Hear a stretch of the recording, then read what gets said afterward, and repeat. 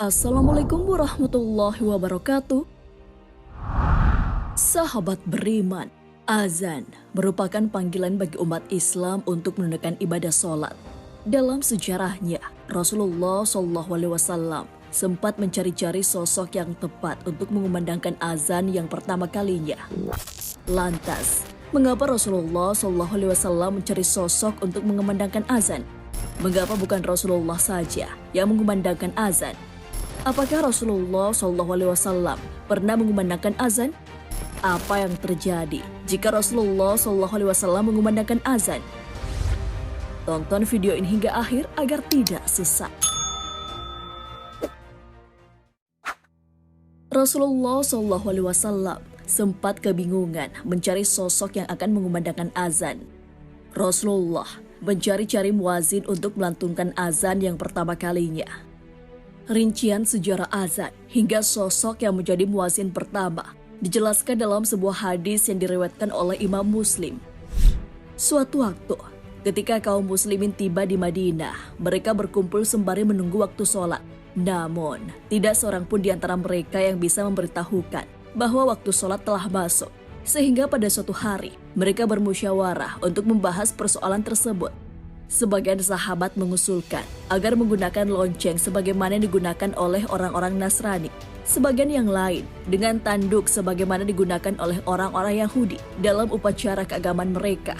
Namun sahabat Umar bin Khattab berkata, "Alangkah baiknya kalian menjadikan seseorang yang bertugas untuk memanggil orang-orang sholat."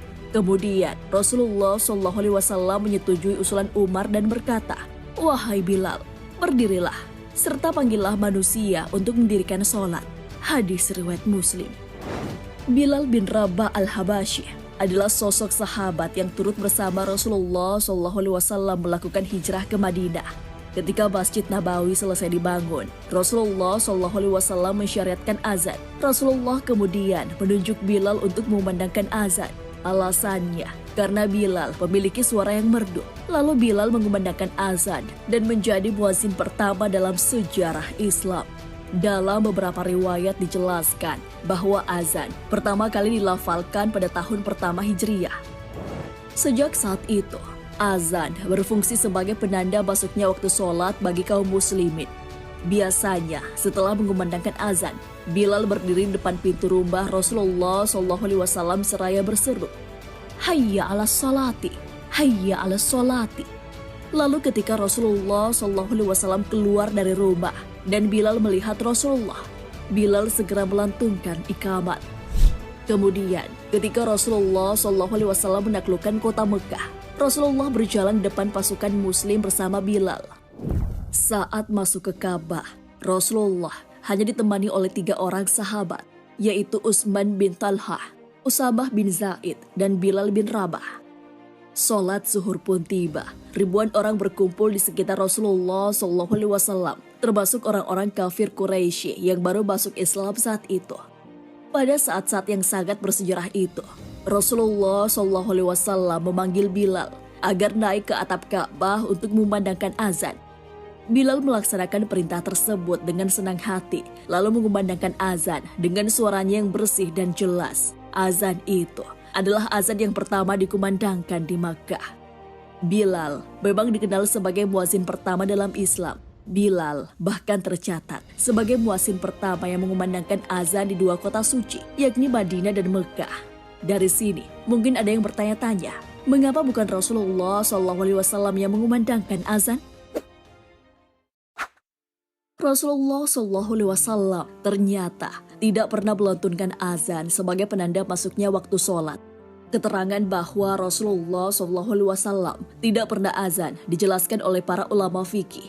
Mereka menerangkan perihal keutamaan antara azan atau menjadi imam sholat.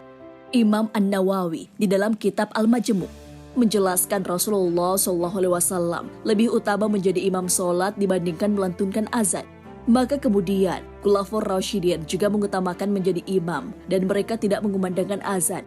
Imam Al-Baihaqi dari Umar bin Al-Khattab yang mengatakan, "Seandainya saya berkesempatan untuk mengumandangkan azan saat menjadi khalifah, maka saya akan mengumandangkan azan." Mereka tidak mengumandangkan azan disebabkan mereka sibuk dengan urusan umat muslim yang tidak bisa digantikan dengan selain mereka. Maka tidak ada waktu kosong untuk mengumandangkan azan. Adapun menjadi imam sholat berjamaah merupakan suatu keharusan bagi mereka. Sebenarnya, Rasulullah SAW pernah mengumandangkan azan di telinga cucunya, Hasan dan Hussein, saat dilahirkan. Hal ini sebagaimana diceritakan oleh Ubaidillah bin Abi Rafi. Dari bapaknya ia berkata, "Saya melihat Rasulullah SAW mengazani telinganya Hasan bin Ali ketika dilahirkan oleh Fatimah, sama seperti azan untuk sholat."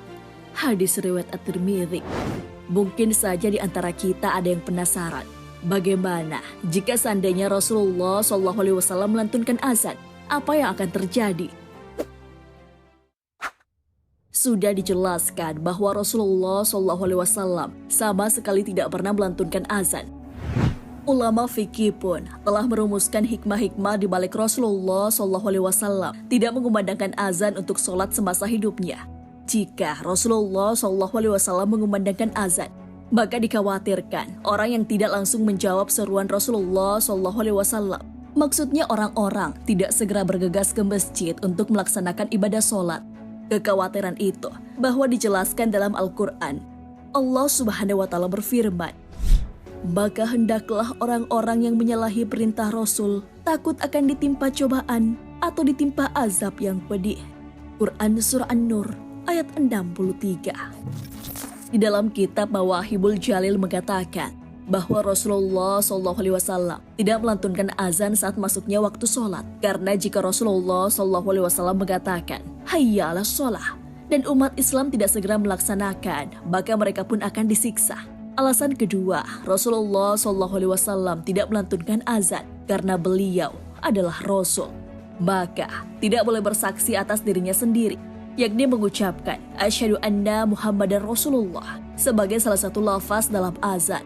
Alasan ketiga, jika Rasulullah SAW mengumandangkan azan dan sampai pada lafaz asyhadu anna Muhammadar Rasulullah, maka seakan ada pemahaman bahwa ada nabi selain dirinya.